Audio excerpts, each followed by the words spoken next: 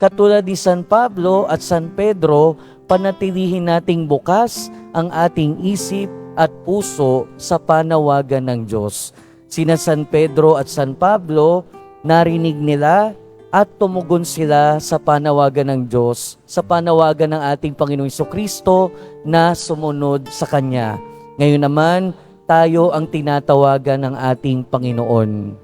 Unang-una, panalangin natin ang ating Santo Papa. Pangalawa, gampanan natin ang ating papel sa simbahan at sa lipunan, gaano man ito kaliit o kalaki. At pangatlo, patuloy nating buksan ang ating isip at puso sa kung anuman ang misyon, ang papel na tinatawag sa atin ng Panginoon na gampanan natin. Amen.